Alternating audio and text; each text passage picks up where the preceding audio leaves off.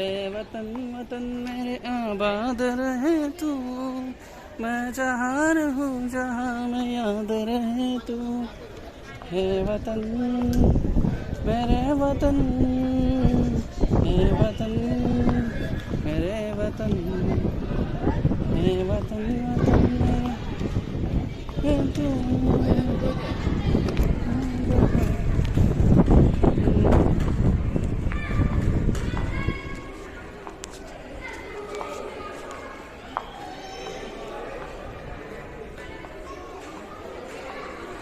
It is a queuing area. तो यहाँ से आप ऊपर जाके आसपास का नज़ारा देख सकते हो। कुछ इस तरह से है, लिफ्ट से जाके देख सकते हो। इसकी टिकट आपको आएगी 380 रुपये की। अगर यहाँ तक आते हो तो 150 रुपये, और यहाँ से ऊपर जाते हो तो 380 आपको देने पड़ेंगे।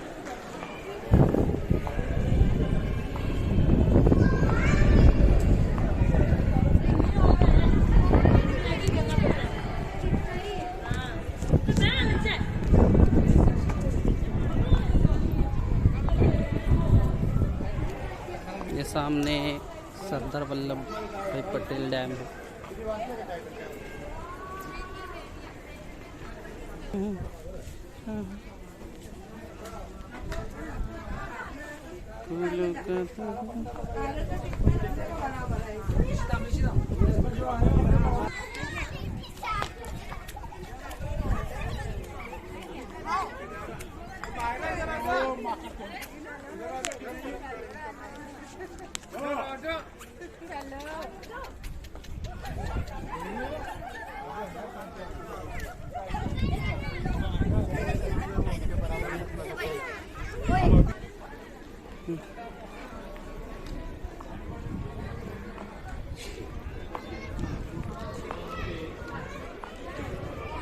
यहाँ पे क्या गैलरी है क्या? Thank you.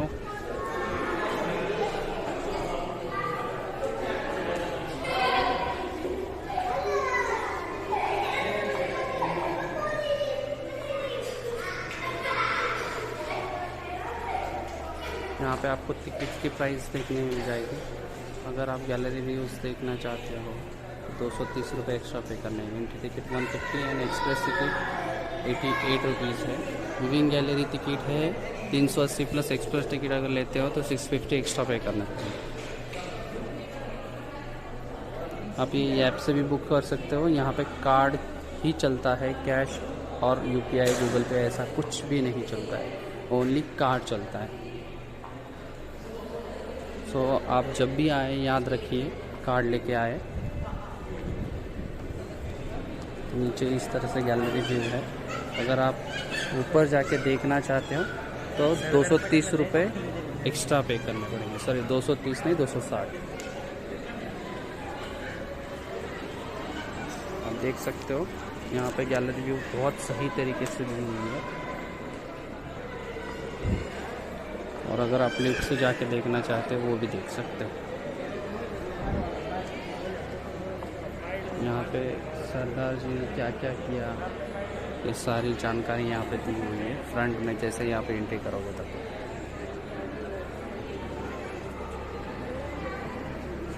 सॉरी ये हमारे पंतप्रधान जी नरेंद्र भाई मोदी जी का फीडबैक यहाँ पे है जब इन्होंने यहाँ पे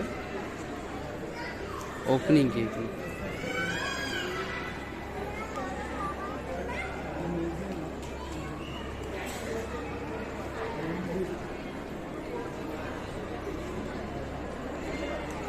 यहाँ पे सरदार वल्लभ भाई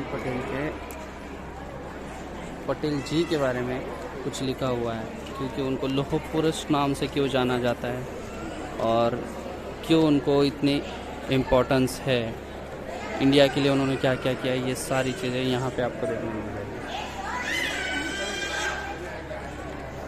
आप वीडियो पॉज करके भी देख सकते हो।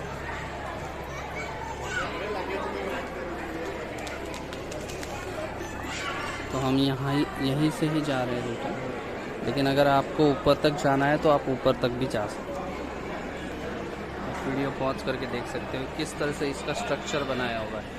स्टैचू ऑफ यूनिटी का स्ट्रक्चर किस तरह से बनाया हुआ ये यहाँ पे आपको देखने के लिए मिल जाएगा।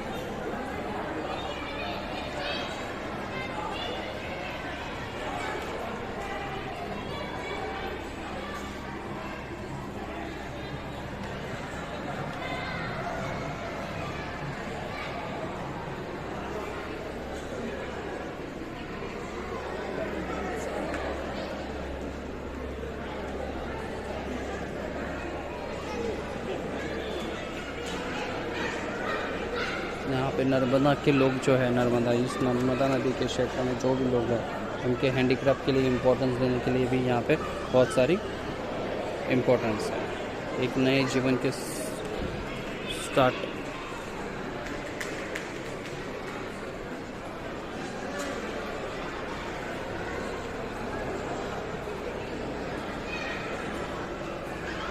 जो स्टैचू ऑफ यूनिटी बना था उस टाइम पे जो वर्कर थे, ठीक है, जो इंजीनियर थे एल&टी के, उनकी कुछ तस्वीरें यहाँ पे मेंशन है।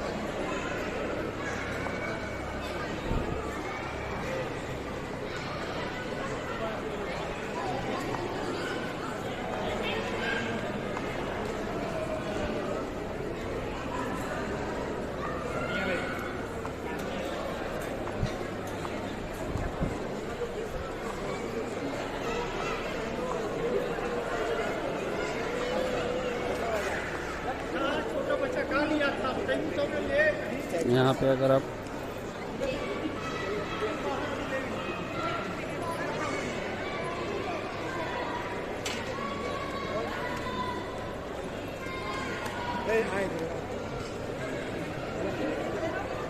स्थान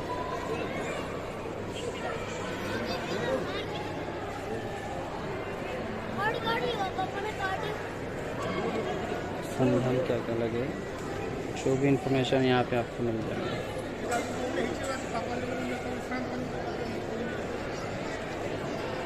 स्क्रैप मेटल भी यूज़ किया है।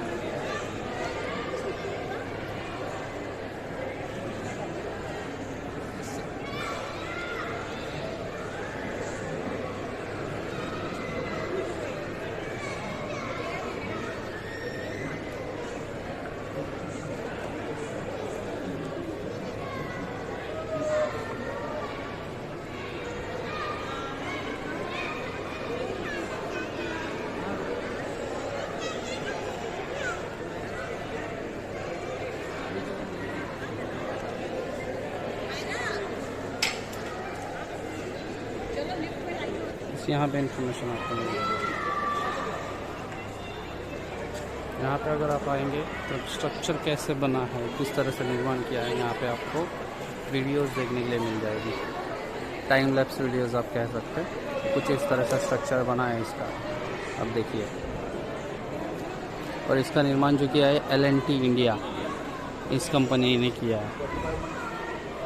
लार्सन एंड टोब्रो, इस कंपनी ने इसका निर्माण किया है। तो आप जब भी आए आपको अहमदाबाद से सीधा बस मिल जाएगी, वोल्वो है या GSRTC की बस है। यहाँ पे आप आ सकते हो। 143 समथिंग टिकट्स, आपको टिकट की प्राइस पे करनी पड़ेगी वन साइड। और जाने के लिए भी आप एडवांस बुकिंग कर लीजिए, आने के लिए भी एडवांस बुकिंग कर लीजिए। और वोल्वो अगर चाहिए तो 275 समथिंग एडवांस आपको बुक करनी पड़ेगी, ठीक है। तो यहाँ पे सुबह 6:30 बजे अहमदाबाद से गाड़ी निकलती है। एक 6:10 को आपको 6:11 को वोल्वो निकलने मिलेगी, जो सीधा आपको 11:30 के आसपास सरदार वल्लभ भाई पटेल स्टैचू ऑफ यूनिटी के पास छोड़ेगी। वहाँ से बैग आपको अंदर बिल्कुल भी अलाउड्स नहीं है। आपको खाली मोबाइल एंड वाटर बॉटल, वो भी खाली आप लेके आएंगे तो भी चलेगा। ड्रिंकिंग वाटर फ्री है, यहाँ पे कोई भी एक्स्ट्रा कॉस्ट आपको पे नहीं करनी है ड्रिंकिंग वाटर के लिए। तो जो भी है आपको यहाँ पे टॉयलेट्स एंड मतलब बहुत सारी सुविधाएं यहाँ पे उपलब्ध की गई है गैलरी के अंदर। ये देखिए व्यूइंग गैलरी यहाँ पे है, यहीं से आप एंट्री लेके 380 का टिकट पे करके आप जा सकते हैं। यहाँ पे एक थिएटर भी है, हम थिएटर के अंदर चले जाते हैं। थिएटर के अंदर देखेंगे कि किस तरह से यहाँ पे दिया हुआ है।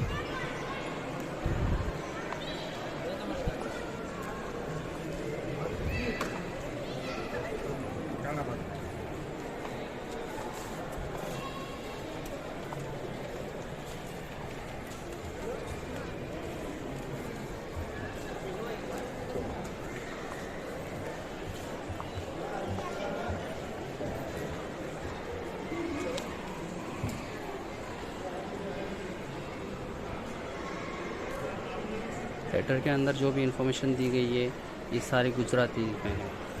तो मोस्ट ऑफ दी हिंदी और गुजराती सेम है, देवनागरी लिपि, ठीक है। तो थोड़ा बहुत समझ में आ जाती है एग्जैक्टली क्या क्या लिखा है क्या नहीं लिखा।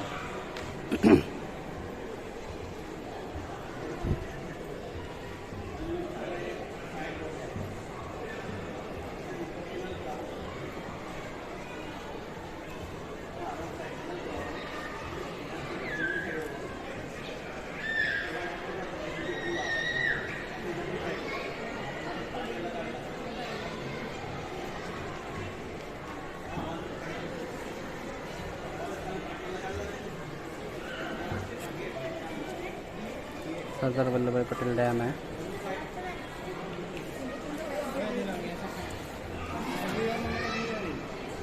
गुजरात।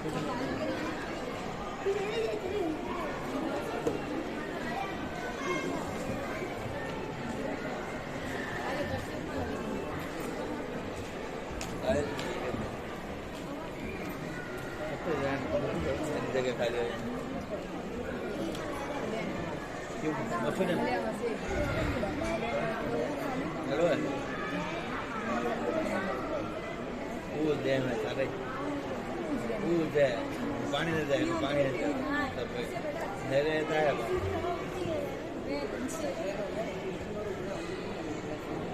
163 मीटर है डैम।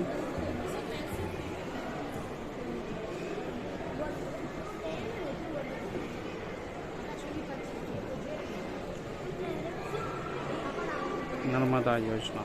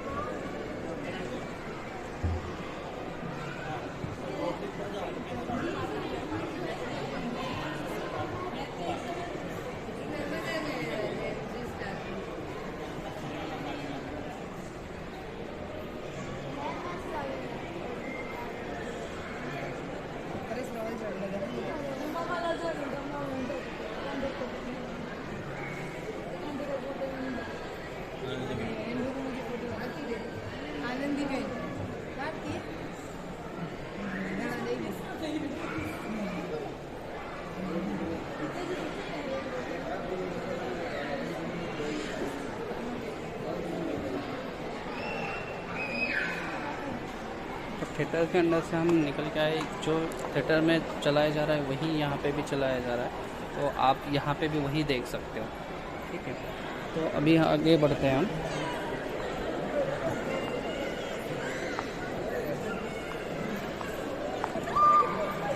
तो इको टूरिज़्म यहाँ पे इंफॉर्मेशन दी, इको टूरिज़्म के बारे में यहाँ पे आप देख सकते हो।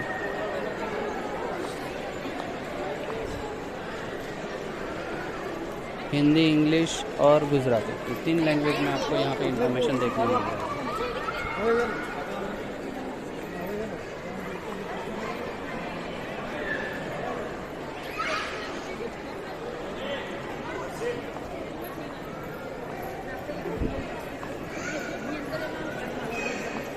यहाँ पे धर्म कौन सा है?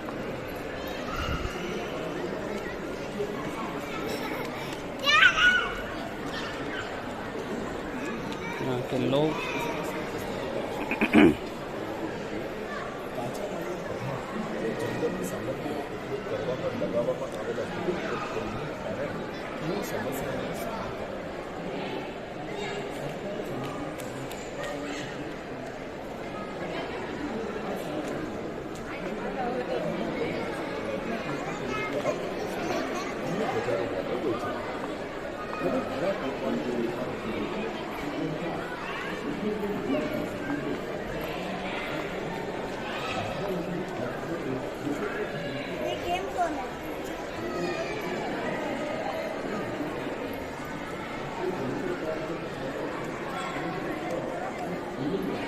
तो शायद से ही मुझे लगता है किसी ने दिखाया होगा। तो मैं ये पूरा video as it is without any editing आपको यहाँ पे दिखाने वाला हूँ। व्यूइंग के लिए यहाँ पे लाइन लगानी पड़ती, तो लाइन लगा के आप यहाँ से जा सकते हो। यहाँ पे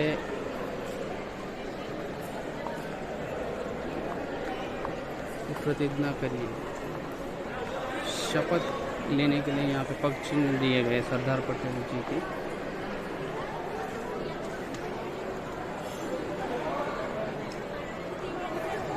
अपनी अपनी प्लेज यहाँ पे आप डाल सकते हो। मतलब यहाँ पे आपने सरदार पटेल जी का आपने स्टैचू ऑफ यूनिटी देखा है, तो आपका मत यहाँ पे आप रख सकते हो कि हम यहाँ से आज से ये प्रण लेते हैं, ठीक है। तो आपको जो भी प्रतिज्ञा लेनी है आप यहाँ से ले सकते हो। फिलहाल मैं यहाँ पे नहीं लेने वाला हूँ, मैं बाद में इस वीडियो में वो मेंशन नहीं करूँगा।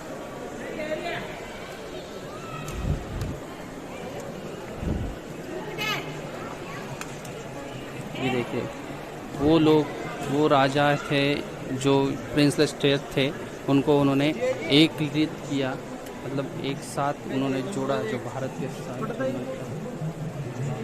या नहीं चाहता। यहाँ पे प्रोजेक्शन में आपको देखने मिल जाएगा।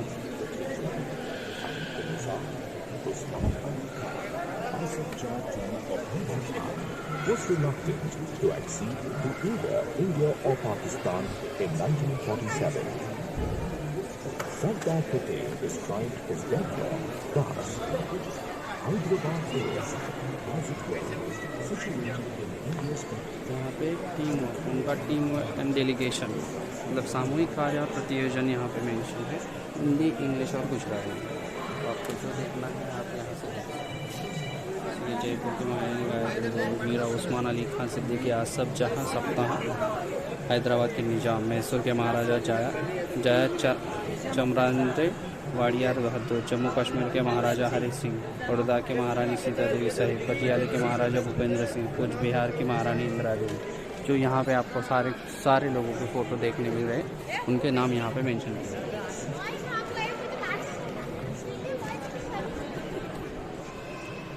भारत के एकीकरण में उन्होंने क्या क्या योगदान दिया और उनमें कौन कौन थे, तो वो यहाँ पे मेंशन किए गए। जो ये लोग हैं, इन लोगों की सेम फोटो यहाँ पे आपको देखने मिल जाएगा।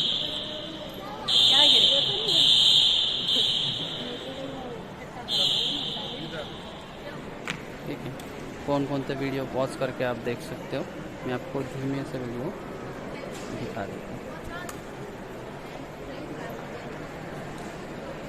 जितने भी थे यहाँ पे मेंशन है, वीडियो के पहले ही उनके नाम वहाँ पे मेंशन किए हैं मैंने, फिर भी मैं आपको एक बार फिर से दिखा देता हूँ।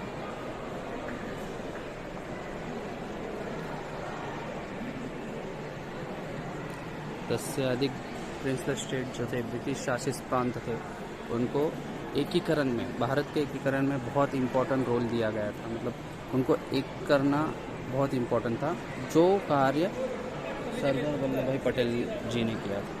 तो आप यहाँ पे देखिए, उन सारे लोगों के नाम यहाँ पे मेंशन किए गए हैं। आप वीडियो पॉज करके देख सकते हो। ये भी इंफॉर्मेशन हिंदी, इंग्लिश और गुजराती 3 लैंग्वेज में दी गई है, ताकि सबको समझ में आ जाए।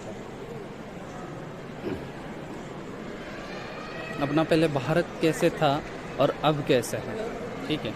आप देख सकते हो पाकिस्तान राज्य की मांग करने वाले स्टेट कौन कौन से थे, और जो मूल भारतीय राज्य थे वो कौन से थे, और ब्रिटिश शासित प्रदेश कौन से। तो आप देख सकते, ये देखिए यहाँ पे आपको इन्फॉर्मेशन दी है कुछ इस तरह से। जो चिन्हित है वो पाकिस्तान राज्य की मांग करने वाले थे, मूल भारतीय राज्य ये थे, और जो ब्रिटिश इंडिया के राज्य थे, जो प्रिंसलेस स्टेट थे, वो इस तरह से चिन्हित किए गए हैं। तो आप यहाँ पे देख सकते हैं, वेस्ट बंगाल जो है, बंगाल है, पंजाब है, सिंध है, बलूचिस्तान जो भारतीय स्टेट था, लेकिन अभी आज वो पाकिस्तान में है। जम्मू कश्मीर भारतीय स्टेट है, ठीक है। पंजाब जो है, आधा पंजाब पाकिस्तान में, आधा पंजाब भारत में है। सेंट्रल प्रोविजन जिसे कहते हैं वो है ब्रिटिश शासित प्रदेश, मतलब ब्रिटिश इंडिया कह सकते हैं। तो विभाजन के पहले का भारत कुछ इस तरह से था और विभाजन के बाद भारत कुछ इस तरह से हुआ। जैसे कि अभी जम्मू कश्मीर है, हिमाचल प्रदेश, पंजाब, हरियाणा, उत्तराखंड, दिल्ली, उत्तर प्रदेश, राजस्थान, मध्य प्रदेश, गुजरात, महाराष्ट्र, गोवा, कर्नाटक, केरला, तमिलनाडु, पुडुचेरी, आंध्र प्रदेश, तेलंगाना, ओडिशा, छत्तीसगढ़, झारखंड, बिहार, सिक्किम, पश्चिम बंगाल, मेघालय, त्रिपुरा, असम, नागालैंड, मणिपुर, मिजोरम, अरुणाचल प्रदेश। ठीक है। और यहाँ पे अंडमान निकोबार जो द्वीप से आइलैंड बोल सकते हैं या बेट बोल सकते हैं। ठीक है। लक्षद्वीप ये भी हमारा हिस्सा है और ये अंडमान निकोबार भी हमारा हिस्सा है, मतलब भारत का विभिन्न अंग है ये। पंजाब के विभाजन के बाद शरणार्थियों की यात्रा कुछ इस तरह से यहाँ पे आपको फोटोज दिए गए और उसके नीचे इन्फॉर्मेशन भी यहाँ पे दी गई है। यहाँ पे इंग्लिश में भी लिखा हुआ है, गुजराती में भी लिखा हुआ है, हिंदी में भी लिखा हुआ है, ताकि सबको पढ़ने में आसानी हो। भारतीय स्वतंत्रता की कीमत और विभाजन, यहाँ पे क्या कीमत चुकाई लोगों ने जब भारत स्वतंत्र हुआ, और उसके बाद उसके विभाजन के बाद, मतलब हम विभाजन के बाद क्या है। जैसे कि मेरा जन्म 1993 का है। ठीक है। तो हमें पता नहीं एग्जैक्टली कितनी कीमत चुकानी पड़ी है लोगों को, कितने लोगों की जान गई है, कितने लोगों ने अपने घर खोए हैं, तो वो वहाँ पे मेंशन किए गए। जैसे ये नए राष्ट्र की चुनौतियाँ, क्या क्या चुनौतियाँ आई हैं नए राष्ट्र बनाने में। ठीक है। जैसे प्रशासनिक ढांचा बनाना पड़ा, संवैधानिक ढांचा बनाना पड़ा, सांप्रदायिक सरहदें मेंशन करनी पड़ी, भारत को एकीकृत करना पड़ा। ठीक है। तो ये सारी अमूल्य योगदान, 4 महत्व के मूल्य है जो ये मुख्य तरीके से हमारे भारत की मेन चुनौतियाँ थी। यहाँ पे अगर आप देखेंगे प्रशासकीय ढांचा के बारे में यहाँ पे लिखा हुआ है। ठीक है। जो भी यहाँ पे है, संवैधानिक ढांचा क्या है वो यहाँ पे है। सांप्रदायिक सरहदें जो है, सौहार्द, कृषि, एग्रीकल्चर, उद्योग, यहाँ पे देखेंगे तो यहाँ पे सरदार जी और विभाजन, इनके बारे में कुछ इन्फॉर्मेशन यहाँ पे लिखी गई है। मैं आपको झूम करके दिखा।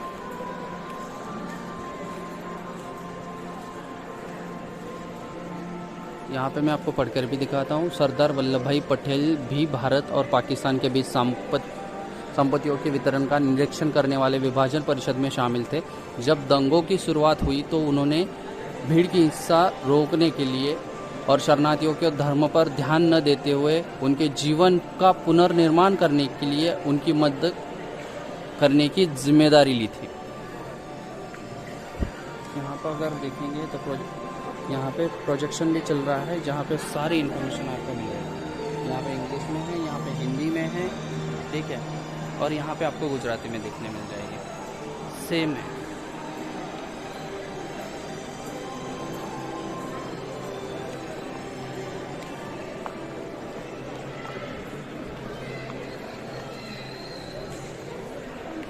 कोविड की वजह से अभी कोई भी रूल्स या डिस्टेंस मेंटेन करने के लिए कोई रेगुलेशन नहीं है।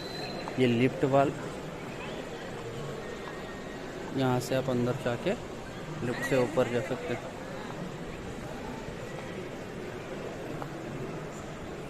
विभाजन की स्वीकृति, कैबिनेट मिशन में लंबी बहस हुई। इस बीच जिन्ना ने 16 अगस्त 1946 को मुस्लिमों के लिए प्रत्यक्ष कार्रवाई दिवस की घोषणा कर दी, जिससे कलकत्ता में सांप्रदायिक दंगे शुरू हुए। गए दिन हजारों लोग मर गए। वल्लभ भाई पटेल ने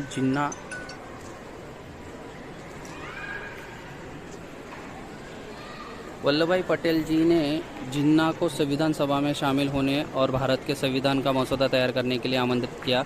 लीग पाकिस्तान बनने पर अड़ी हुई थी और उन्होंने सहयोग करने से इनकार कर दिया। इसलिए कांग्रेस ने नेताओं ने आगे बढ़कर सितंबर 1946 के अंतरिम सरकार का गठन किया। गांधी जी, सरदार जी, नेहरू जी और अन्य नेताओं ने जिन्ना को दो राष्ट्र सिद्धांत के पुरजोर खिलाफ थे, फिर भी अंततः हर किसी ने वह कड़वी घूंट पिया और सत्ता का हस्तांतरण करते हुए ब्रिटेन देश का विभाजन कर देगा। तो कुछ तरह से ये इन्फॉर्मेशन है। विभाजन की स्वीकृति करनी पड़ी, किस तरह से करनी पड़ी?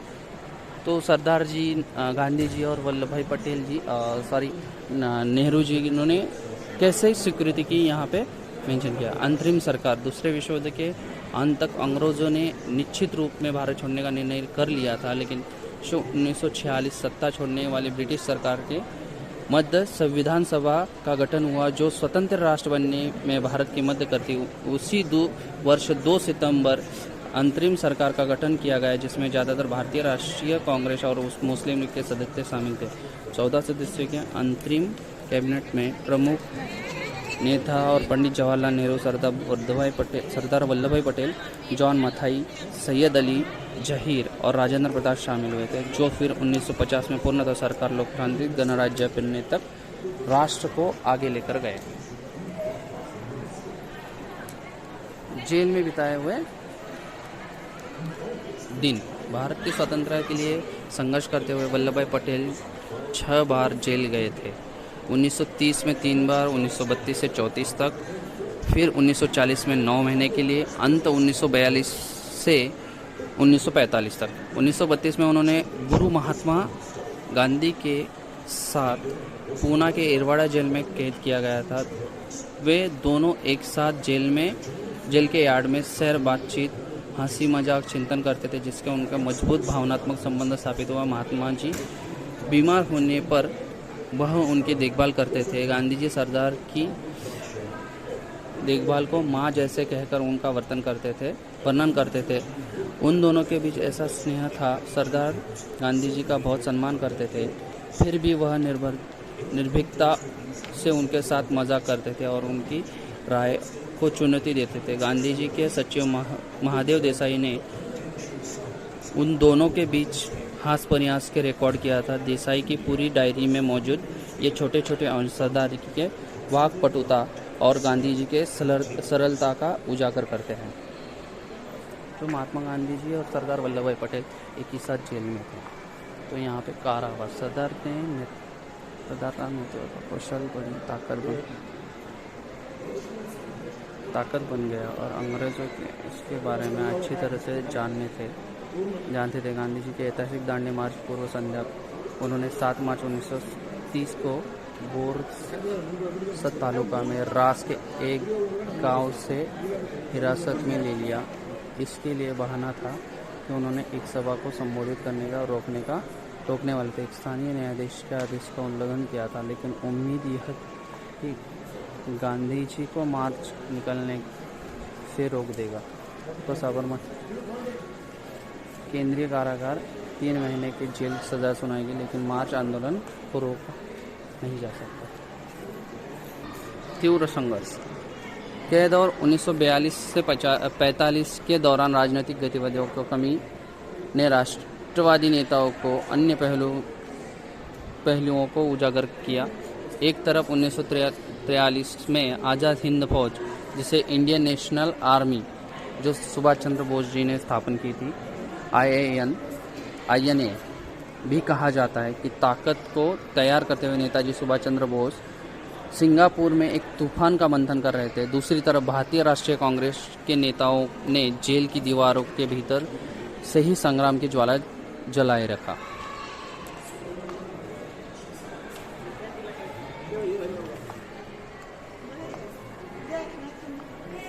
भारत छोड़ो आंदोलन, जिसमें सरदार वल्लभ भाई पटेल ने भाषण देते हुए 1942 जुलाई कहा था, कांग्रेस पार्टी की बढ़ती हुई ताकत और जन लोकप्रियता से अंग्रेज घबरा गए। मार्च 1942 में उन्होंने बातचीत के लिए क्रिप्स मिशन नामक एक प्रतिनिधि मंडल भेजा था। उन अंग्रेजों द्वारा भेजे गए क्राउन से एक निर्वाचित भारतीय सरकार ने सत्ता सौंपने की तारीख देने की शर्त पर कांग्रेस ने द्वितीय विश्व युद्ध के प्रयासों का समर्थन करने की पेशकश की थी, पर क्रिप्स मिशन के युद्ध समाप्त होने के बाद भारत को केवल एक समिति स्वतंत्र उपनिवेश का दर्जा देने का पेशकश करते हुए उन्होंने निराश किया। 8 अगस्त 1942 को बम्बई में गोलीबारी टैंक मैदान के विशाल भीड़ के सामने गांधी जी ने भारत छोड़ो आंदोलन की घोषणा की। करेंगे या मरेंगे, या उन प्रसिद्ध शब्द थे। सरदार जी, नेहरू जी, मौलाना आज़ाद उनके बाद भाषण दिया और भारतीय ब्रिटेन स्वतंत्रता स्वातंत्र की मांग करते हुए सामूहिक अवज्ञा करने का आग्रह किया। युद्ध के शेष वर्षों के लिए उन्हें गिरफ्तार कर लिया गया था।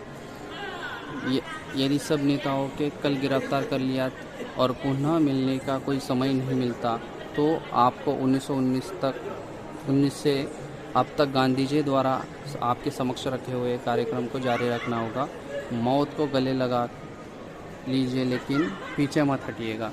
ऐसा सरदार वल्लभ भाई पटेल ने अहमदाबाद में भाषण देते हुए जुलाई 1942 में कहा।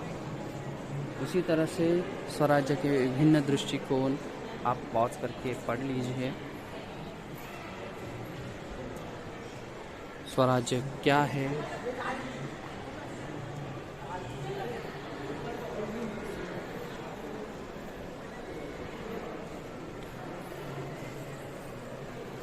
जो बाल गंगाधर तिलक, दादा भाई नौरोजी, रविंद्रनाथ टैगोर, भिकाजी कामा, इनके जो वचन हैं यहाँ पे मेंशन किए गए हैं, तो आप पढ़ लीजिए।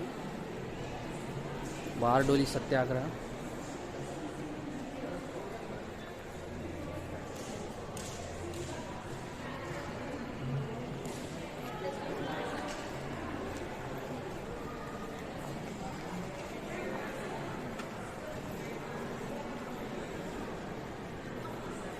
बोरसद सत्याग्रह, The British imposed the exorbitant 22%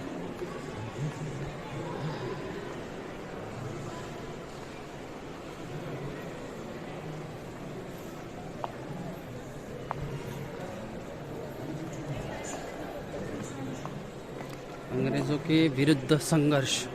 यहाँ पे गांधी जी के सिपह सलार जिन्हें कहा जाता है वो है सरदार वल्लभ भाई पटेल जी।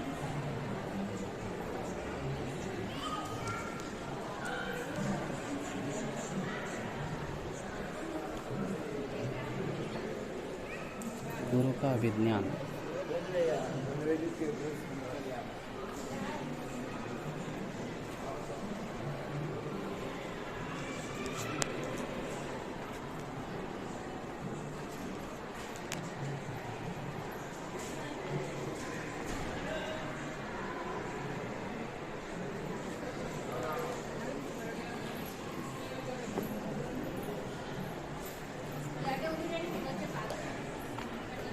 अहमदाबाद में पटेल जी और महात्मा गांधी जी। निश्चय रिजोल्यूशन जो है 1928 में किया गया।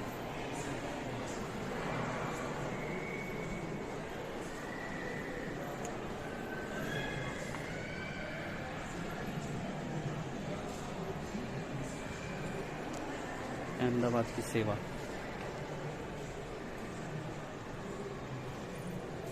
उन्नीस सौ 1948 में मुंबई महानगर पालिका में भाषण देते हुए।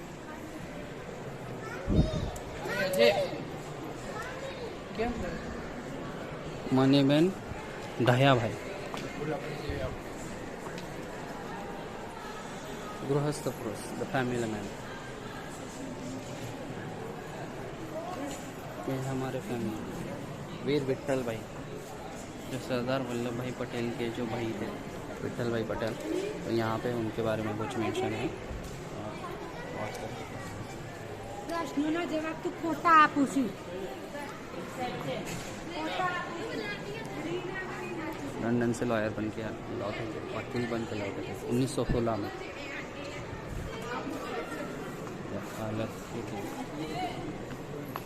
यहाँ पे आपको लंदन के दिन देखने मिल जाएगा। यहाँ पे आप पढ़ लीजिए, एक फ़ोटो है, सर्टिफिकेट है, और यहाँ पे दो भाई, उनकी फैमिली, सरदार वल्लभ भाई पटेल की फैमिली, विट्ठल भाई और वल्लभ भाई, उनके बीच में 3 साल का गैप था। 3 साल से बड़े थे विट्ठल भाई।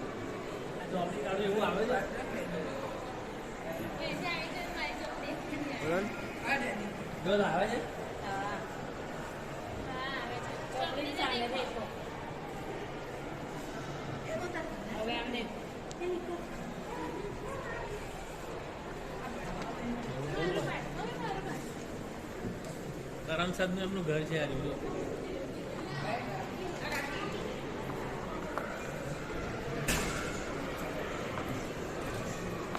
हमने जैसे पिछला ठेका देखा था वैसे ही यहाँ पे भी एक ठेका है.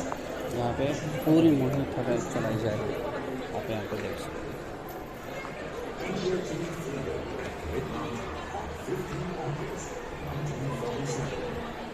यहाँ पे आप बैठ के आराम से ये थिएटर एंजॉय कर सकते हो. इसमें आपको पूरी इंफॉर्मेशन देखने के लिए मिलेगी. तो कुछ इस तरह से ये आपको इनसाइड गैलरी व्यू देखने के लिए मिल जाएगा. और ये वीडियो हम यहीं पे ख़त्म करते हैं. धन्यवाद. नमस्ते. सत श्री अकाल.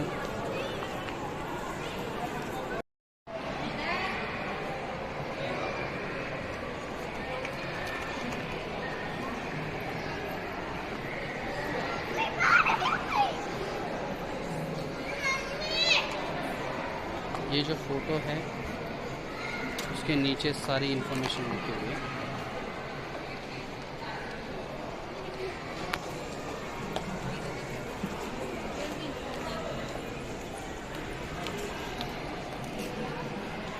माटी के लाल, son of the soil, Sardar Vallabh भाई पटेल जी.